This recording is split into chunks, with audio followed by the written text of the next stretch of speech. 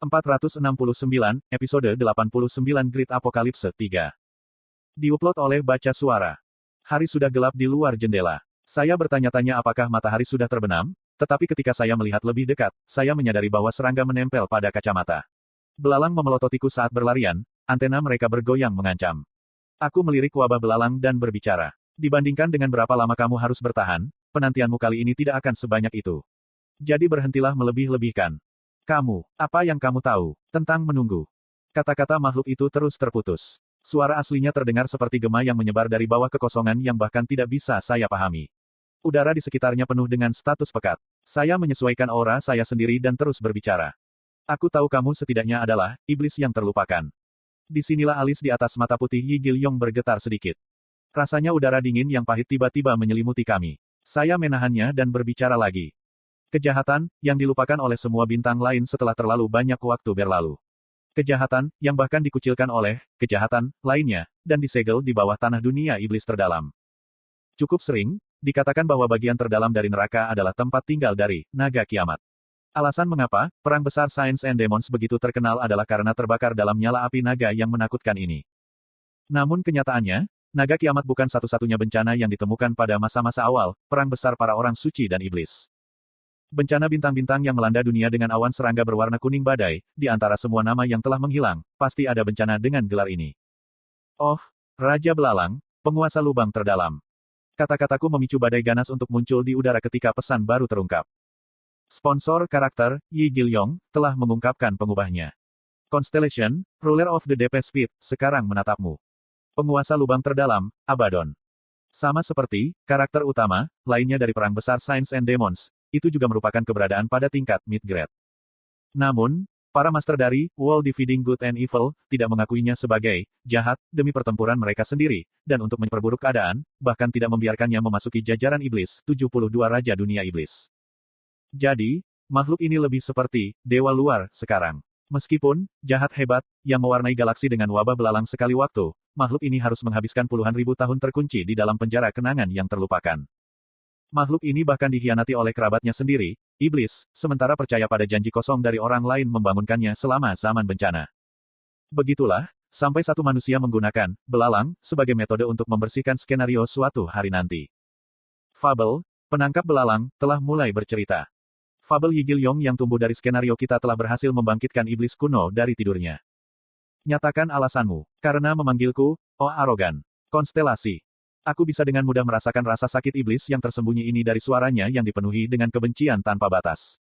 Itu diabaikan oleh musuhnya, baik, sementara itu dikhianati oleh sekutunya yang seharusnya jahat. Apa yang kamu pikirkan? Saya memanggil Anda di sini untuk membuat Anda berhenti mengeksploitasi anak kecil setelah Anda memaksanya menandatangani kontrak dengan Anda. Kurung siku buka titik-titik kurung siku tutup.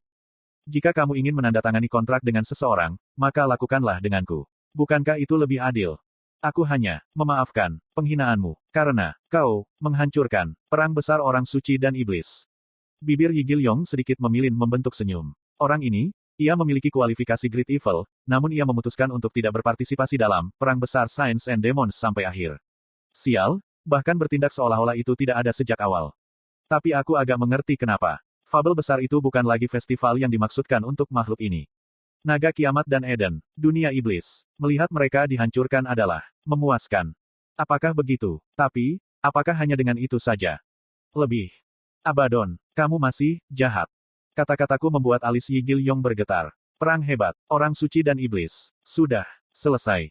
Ya, itu sudah berakhir. Tapi, itu akan mulai lagi di masa depan. Dan skenario di mana Anda menjadi malapetaka mungkin bisa dibuat pada saat itu. Di mana semua orang mengingat pengubah Anda, di mana semua orang gemetar ketakutan di depan nama Anda. Mengapa? Apakah Anda mengatakan hal-hal seperti itu? Abaddon tersenyum seolah mendengar ucapan yang agak manis. Saya langsung menuju ke topik. Biarkan aku tidak bertele-tele. Anda telah menyimpan cukup banyak kekuatan Anda. Sekarang, beri kami bantuan. Dan, kenapa? Haruskah aku? Karena bahkan kamu akan dimusnahkan jika tidak. Anda sudah tahu betul bahwa rasi bintang lain tidak akan pernah memberi Anda waktu sehari setelah kita semua pergi. Kurung siku buka. Aku, kuno, jahat. Rasi bintang di sisi, Absolute Evil, tidak akan pernah mengakui Anda sebagai evil paling kuno. Tidak ada yang akan berdiri di sisi Anda. Dan saya kira Anda pasti sudah lupa, tapi ada monster itu, Baal, yang menunggu di skenario akhir juga. Baal. Suara Abaddon bergetar seolah-olah sedang mengalami kejang. Baal, Raja Iblis berada di peringkat nomor 1 dalam urutan kekuasaan. Satu-satunya keberadaan dari dunia iblis yang telah memasuki area, skenario akhir, dan juga Raja Iblis yang telah memenjarakan Abaddon di lubang terdalam, juga. Kamu membantu kami dan menghentikan kiamat hebat, maka kami akan memberimu kesempatan untuk membalas dendam pada orang itu. Udara di sekelilingnya bergetar dengan kejam. Saya terus menahan status terjatuh di dalam arus udara dan berbicara. Oh, penguasa lubang terdalam. Menjadi jahat paling kuno di dunia yang ingin kita ciptakan. Ketika memilih untuk tidur dengan iblis, Anda harus menawarkan umpan sebesar ini, setidaknya. Saya jelas membutuhkan kekuatan Abaddon untuk menghentikan musibah ini. 1 jam dan 5 menit tersisa sampai awal kiamat besar. Akhirnya, semua persiapan selesai. Saya melihat teman saya yang menunggu di sisi alun-alun dan bertanya kepada mereka.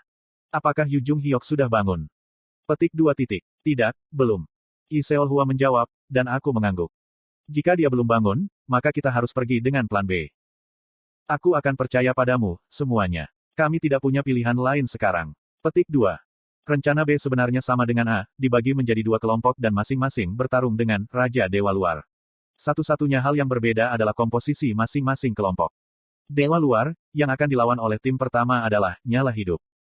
The Living Flame, nama dewa, Uril yang hidup selama belokan ke-999. Yang muncul di Samudra Pasifik adalah Tuan Pulau Sunken, tetapi begitu kiamat hebat dimulai, Nyala Hidup pasti akan membuatnya muncul.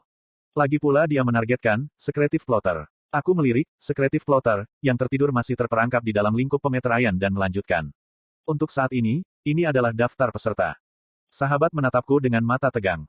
Jong Hui Won, Yi Gilyong, Shin Yuseng, Yi Seol Hua, Gong Pildu, Yu Sangah, Han Suyong. Dealer kerusakan utama dari grup ini adalah Jong Hui Won. Yang memiliki ruang yang membatasi kekuatan terkuat adalah Yu Sangah, sementara tidak ada yang mendekati kemampuan Han Suyong untuk melakukan pertempuran.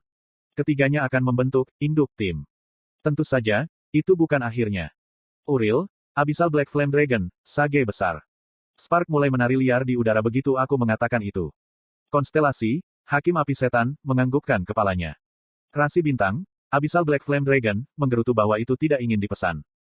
Constellation, Most Ancient Liberator, menebak niatmu. Karena lawan kita akan menjadi Uril dari belokan ke-999, kita pasti harus mengirimkan Uril kita sendiri. Jika keberuntungan ada di pihak kita mungkin bisa melihat efek teori film terputus sekali lagi.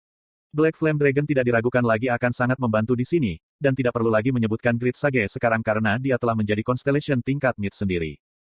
Saya ingin Sein Pedang Melanggar Langit, Kyrgios, Yang Hayong, dan tolong, para Transcenders lainnya untuk menjadi pendukung mereka. Petik 2. Serahkan pada kami. Yang Hayong yang sangat bersemangat berteriak setelah akhirnya dia mendapatkan misi yang tepat. Namun, antusiasmenya harus berubah menjadi lebih buruk begitu dia sampai di sana. Kedua Breaking the Sky Sword Sein dan Kyrgios menganggukkan kepala mereka, jadi aku melanjutkan. Akhirnya, Hades, Persephone, tolong kalian berdua untuk menemani tim pertama. Constellation, Father of the Rich Knight, dengan tenang menganggukkan kepalanya. Constellation, Queen of the Darkest Spring, menatapmu dengan cemas. Ekspresi teman-temanku diam-diam mendengarkan sampai akhirnya mulai agak berubah. Yang pertama membuka bibirnya adalah Jong Hui Won. Tunggu sebentar, apakah ada kebutuhan untuk memfokuskan semua personel tempur di tim utama? Pada dasarnya, semua orang ada di tim utama, bukan? Siapa yang akan berada di tim kedua? Petik 2. Yi Ji Hye, Yi Hyun Seong Si, dan aku akan membentuk tim kedua. Bagaimana dengan rasi bintang lain? Saya tidak membalasnya, mendorong matanya untuk menyipit. Belum lagi rencana bunuh diri yang terdengar bagus. Aku melihat Yu Sangah di sebelahnya tersenyum lembut saat itu. Benar, kalau itu dia, maka dia mungkin akan memihak saya pada yang satu ini. Seseorang sedang membaca sutra pembatas. Bibirnya yang lembut mulai melafalkan sesuatu yang benar-benar menakutkan. Saya kemudian melihat Han Suyong di kejauhan dengan tangannya memijat pelipisnya sambil menggelengkan kepalanya. Sudah kubilang, itu tidak akan berhasil. Saya segera berteriak, tunggu, itu bukan rencana bunuh diri. Ini benar-benar rencana yang tepat. Itu sebabnya saya membawa Ji Hye dan Hyun Seong Si. Petik 2. Aku adalah rasi bintang kelas mid sekarang. Anda semua melihat seberapa kuat saya menjadi sebelumnya, bukan? Petik 2. Tentu, kami melihatmu bersembunyi di belakang Jung Hyok Si dan mendukungnya. Percayalah padaku, kalian semua tahu keberadaan seperti apa rasi bintang mid-grade. Ini tidak lain adalah kelas mitos. Poseidon, Zeus, The Great Sage, Heaven's Equal, Raja Iblis Keselamatan. Petik 2. Kedengarannya seperti sesuatu yang aneh bercampur di sana, meskipun Rekan-rekan saya tampaknya telah jatuh ke dalam perangkap ketidakpastian setelah saya mengulangi tingkat mitos beberapa kali lagi. Memang, metode cuci otak terbaik adalah mengulangi diri Anda sendiri. Saat itu petir meledak di langit. Rasi bintang, liberator paling kuno, memelototimu. The Great Sage menghabiskan probabilitasnya sendiri untuk mewujudkan tubuh inkarnasinya dan membuat pintu masuknya yang megah bersama dengan pertunjukan kilat yang mencolok. Rambut rona platinumnya yang megah menari-nari di atas Somersault Cloud. Maknae, apakah kamu kehilangan akal sehat? Tidak apa-apa untuk mengirim pesan tidak langsung, kau tahu. Kau harus menghemat kemungkinanmu. Tidak semua tingkat mitos sama dengan mitos. Anda hanya tukik yang baru saja memasuki domain ini. Ini adalah pertama kalinya saya melihat Sage besar keluar dengan paksa, dan itu agak membingungkan saya. Saya mempertimbangkan pilihan saya, sebelum menghela nafas dengan megah dan mengatakan yang sebenarnya kepada semua orang. Petik 2. Aku juga tidak percaya kekuatan gabungan dari tim kedua akan cukup untuk membunuh seorang raja. Lalu, apa yang kamu rencanakan? Inti dari rencana kita kali ini adalah Blitzkrieg. Saat ini, kami tidak memiliki Yu Jung Hyuk, inti dari tim kedua, bersama kami. Jika kita tidak bisa meminjam kekuatan dari pergantian regresi 1863, maka tidak masalah bagaimana tim berpisah, kita masih tidak memiliki jaminan kemenangan. Hanya satu kesalahan, lalu lupakan tentang membagi dan menaklukkan musuh-musuh kita, sebaliknya kita akan ditaklukkan. Dalam hal itu, hanya ada satu cara yang tersisa untuk memastikan kelangsungan hidup semua orang. Kelangsungan hidup tim kedua tergantung pada yang pertama. Anda harus mengalahkan Living Flame secepat mungkin dan menuju ke Samudra Pasifik. Tujuan dari tim saya, Ji Hye, Hyun Seong Si, dan saya, adalah bertahan sampai kalian semua datang dan bergabung dengan kami. Petik 2. Ini adalah tahap pertama dalam rencana yang saya buat. 30 menit kemudian, Yi Ji Hye, Yi Hyun Seong, dan saya sendiri turun ke Samudra Pasifik. Sampai keberangkatan kami, teman-teman saya berusaha mengubah pikiran saya, tetapi saya hanya menggelengkan kepala kepada mereka. Master of the Sunken Island, berhasil menghancurkan benua Amerika hanya dengan bangkit. Jika kita menunggu orang itu untuk mendekati semenanjung Korea, maka setiap pulau di dekatnya akan hancur bahkan sebelum pertempuran berlangsung. Pergi keluar untuk menghadapi musuh kita secara langsung adalah panggilan yang tepat bahkan ketika mempertimbangkan risiko yang menyertainya. Konstelasi, Dewa Perang Maritim, sedang membaca rute air dengan tatapan yang sangat berarti. Baik Yi Ji Hye dan Yi Hyun Seong tampak cukup tegang. Terutama yang terakhir, saat ia kembali ke skenario setelah periode ketidakhadiran. Ekspresinya jauh lebih serius dari sebelumnya.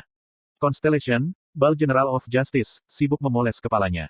Konstelasi, Raja Hengmu, sedih dengan nasib semenanjung Korea. Turtle Dragon, bergerak melewati ombak laut untuk melewati Pulau Ulendo dan Dokdo. Mungkin pemandangan yang terakhir meninggalkan kesan padanya, karena Yi Hyun Seong tiba-tiba meletakkan tangannya di dadanya dan berteriak. Petik 2. Kita akan melindungi tanah air kita.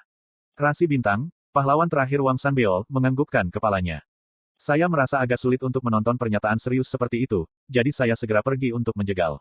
Petik 2. Hyun Seong Si, kamu bilang kamu berhenti jadi tentara, kan? Bukan hanya prajurit yang melindungi bangsa kita, kau tahu. Dia menggumamkan jawabannya dan menatap tek anjingnya dengan mata sedih. Sebelum kami berpisah dengan teman-teman lainnya, Jong Hui Won gelisah dengan tek-tek itu untuk waktu yang lama sebelum membiarkannya pergi. Anda harus tetap hidup, tidak peduli apa. Memahami. Yi Hyun Seong, sekarang dengan wajah banteng kecil yang tidak bersalah, melihat ke langit dan mengangguk. Yi Ji Hye menyaksikan tontonan ini terbuka dan membisikkan sesuatu di telingaku. Ah Jusi, mengapa ini terasa seperti bendera kematian kita? Petik 2.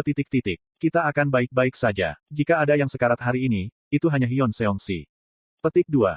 Ngomong-ngomong, akankah kita berdua saja, aku dan Hyun Seong Ah Jusi, benar-benar baik-baik saja? Saya membentangkan selembar kertas di geladak kapal sambil menjelaskan diri saya sendiri. Lembar ini adalah barang DIY yang baru saja saya beli dari Dokkaebi Bundle. Tujuan baru saya adalah untuk menyelesaikan hal ini sebelum kita menghadapi musuh baru kita. Tapi aku tidak mengerti. Tentu, saya mengerti mengapa dengan Ahyeus Hyun Seong, tetapi saya. Apakah itu karena kita berada di laut? Petik 2. Sesuatu seperti itu. Tapi, sponsor saya adalah historis. Tidak, kelas dongeng. Tapi, kamu dengan jelas mengatakan bahwa bahkan kelas Smith tidak bisa menghentikan orang itu untuk muncul, bukan? Petik 2. Yang pasti, apa yang dia katakan itu benar. Dewa Perang Maritim adalah konstelasi yang sangat baik, tentu saja, tetapi ia masih jauh dari yang disebut sebagai konstelasi terhebat. Bukan jenderal, tapi kamu yang aku percayai. Petik 2. Konstelasi menjadi kelas dongeng tidak berarti inkarnasinya juga kelas dongeng, kau tahu. Yi Ji Hye mengedipkan matanya seolah-olah dia tidak benar-benar mendapatkannya, tetapi akhirnya, seringai terbentuk di bibirnya. Apa yang sedang kamu kerjakan? Aku bahkan bukan rasi bintang, kau tahu. Petik 2. Iya, benar, Kamu bukan salah satunya sekarang. Yi Jihye tidak tahu potensinya sendiri. Dia tidak tahu seberapa jauh dia mencapai kembali dalam kisah aslinya. Konstelasi, Dewa Perang Maritim, menganggukkan kepalanya setelah mendengar kata-katamu. Mungkin Sang Jenderal sudah sangat menyadarinya. Yi Hyun Seong selesai syuting pertunjukan solo Romeo dan Juliet, dan mendekati kami. Ngomong-ngomong, Dok Jasi, apa yang kamu buat sampai sekarang? Petik 2. Ah, ini. Saya menunjukkan kepadanya barang yang telah saya buat. Penjelasannya segera muncul ketika saya melakukannya. Nama, bendera putih penyerahan lengkap. Nilai, SSS.